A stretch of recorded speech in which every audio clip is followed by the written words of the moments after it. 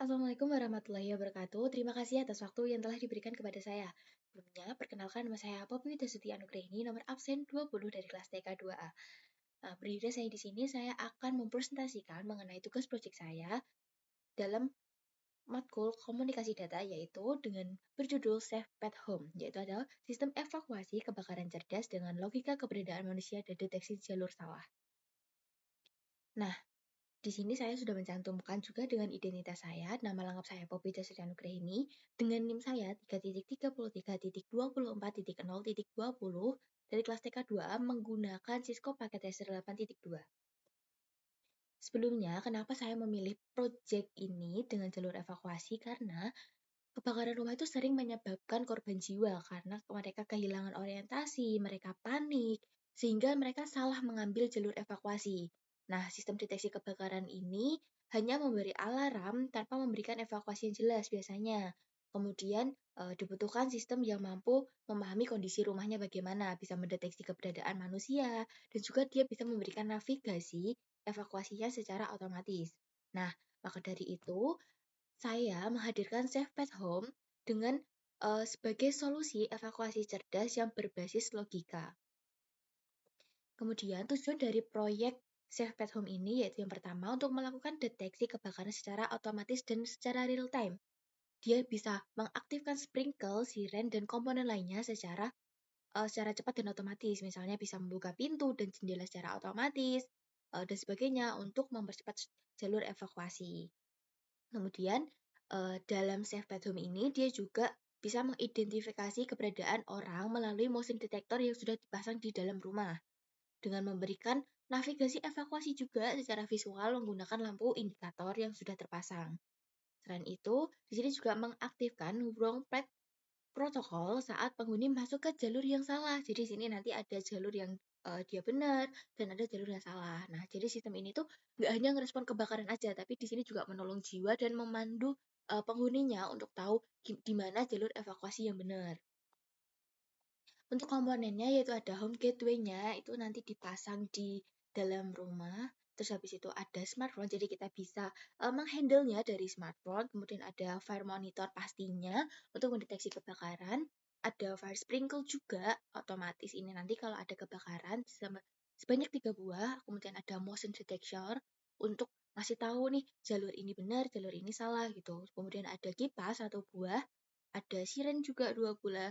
Itu untuk eee, memberikan memberikan, seseorang informasi apabila masih ada di dalam rumah masih ada orang atau tidak. Kemudian ada elemen api yang pastinya untuk simulator, kemudian ada jendela, terus ada pintu, AC-nya 2 buah, ada AC-nya 1 buah, ada webcam 1 buah, dan juga ada lampu 4 buah.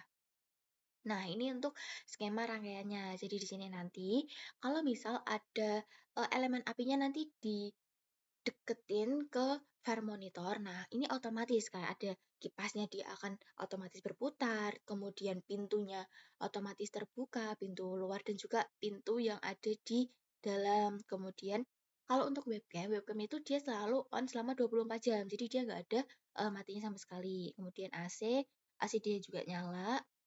Kemudian sirenanya dia juga nyala. Jadi fire sprinkle-nya otomatis dia juga nyala semua gitu. Kemudian kalau misal nih dia kedetek nih di motion detector yang pertama, yang artinya di dalam ruangan itu masih ada orang. Nah, nanti itu buat jendelanya dia itu akan kebuka secara otomatis. Jadi itu nunjukin ke orang-orang kalau misal di dalam itu masih ada yang perlu dievakuasi. Tapi kalau misal motion detector yang pertamanya itu dia tidak berbunyi, otomatis ya udah itu untuk fire sprinkle-nya aja yang nyala, dia untuk mademin api aja. Jadi kita nggak perlu masuk buat nyari orang yang ada di dalamnya atau apa yang perlu dievakuasi gitu.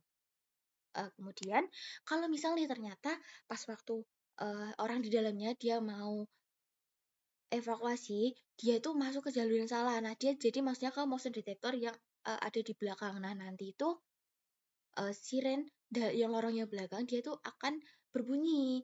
Jadi dia berbunyi terus habis itu lampu indikator dia juga akan nyala sama lampu lorong gitu. Jadi otomatis itu tuh nunjukin kalau oh kok ada 2 sirene yang bunyi, berarti itu masih ada orang dan itu jalurnya salah. Kalau hanya satu siren yang berbunyi, itu berarti masih ada orang tapi dia jalurnya itu udah pasti kalau dia itu jalurnya benar gitu.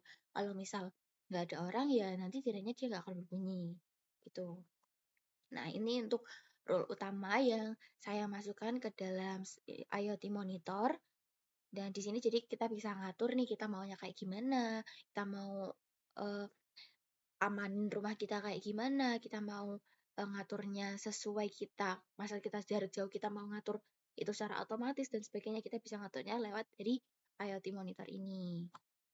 Kemudian ini untuk cara kerja dan demonya seperti yang saya jelaskan tadi. Jadi kalau ada fire monitor monitorasi kebakaran, nanti dia bisa langsung beralih ke mode darurat. Jadi semua komponen itu nanti otomatis. Jadi kita nggak perlu mengaturnya. Jadi kita udah ngatur yang ada di awalnya. Kemudian semua aksesnya dia akan terbuka otomatis. Nah, jika tidak ada orang, nanti sistem tetap siaga dengan lampu indikatornya itu bakal menyala. Kalau ada orang nanti lampu indikatornya juga akan nyala dan dia ngasih tahu jalur yang aman. Terus habis itu ntar sirennya akan berbunyi.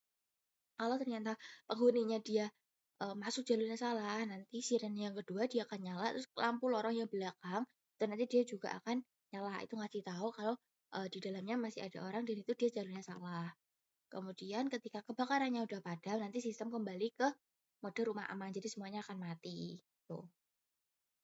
Nah, di sini saya memberikan keunggulan dari proyek saya. Untuk yang pertama, dengan menerapkan pet validation system ini, itu merupakan fitur yang unik dan peserta-peserta lain yang mungkin atau mungkin orang lain belum memikirkan sepenting apa sih kalau kita membuat self pet home kayak gini. Jadi kalau kita mengembangkan self pet home ini, otomatis itu sebagai edukasi dan itu mempercepat evakuasi apabila terjadi sebuah kebakaran.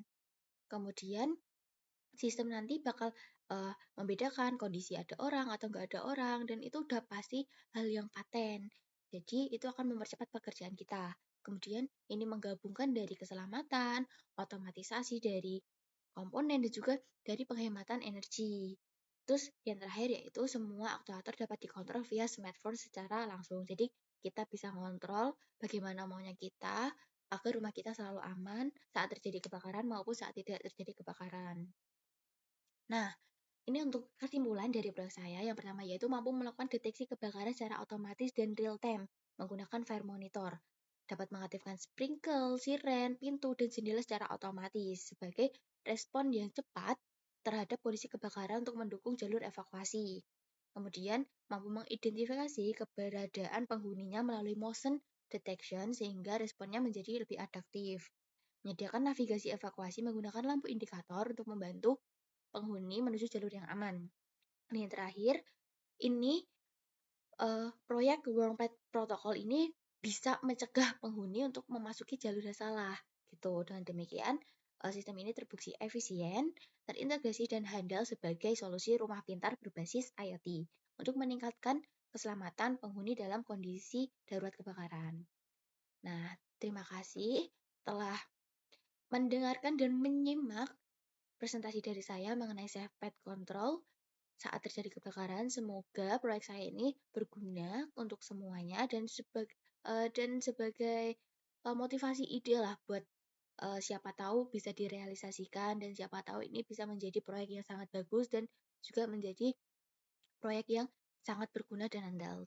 Terima kasih dari saya. Wassalamualaikum warahmatullahi wabarakatuh.